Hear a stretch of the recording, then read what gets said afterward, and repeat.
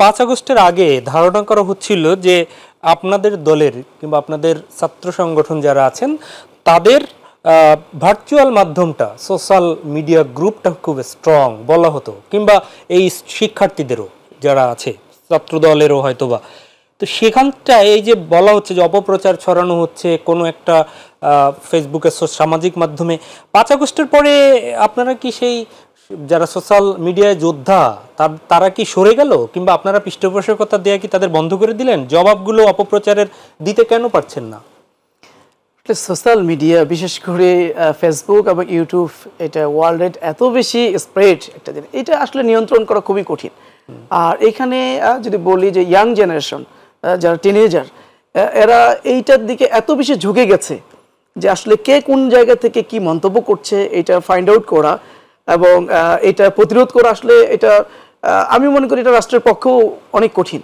কোনো রাজনৈতিক দলের পক্ষে তো কঠিন, এটা রাষ্ট্রের পক্ষেও কঠিন।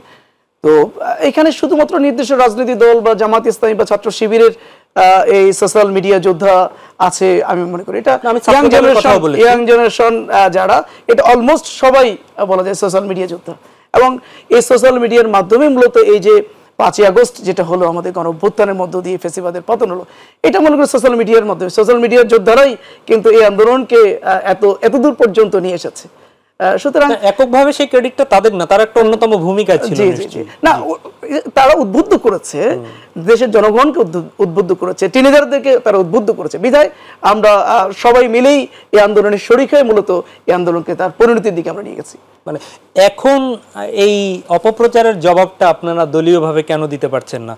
সেটা বিএনপির জায়গায় হোক কিংবা জামাতের জায়গায় হোক, তারা বলে যাচ্ছে এই যে অপপ্রচার ছড়াচ্ছে, 5 আগস্টের আগে মানে হাসিনা সরকারের মতো শক্তিশালী এরকম যারা দমন নিপীড়ন চালাতো তাদের বিরুদ্ধে দাঁড়িয়েও সত্য কথাটা আসতো, আর এখন মিথ্যার বিপরীতে প্রতিবাদটা বা প্রতিরোধটা সামাজিক মাধ্যমে কেন করতে পারছেন না? এর কোনো সুনির্দিষ্ট আপনার কাছে তথ্য আছে কিনা? আমরা আসলে ফেসবুক বা সোশ্যাল মিডিয়াতে যারা লিখছেন অনেক সময় তারা ফেক আইডি দিয়েও লিখছেন।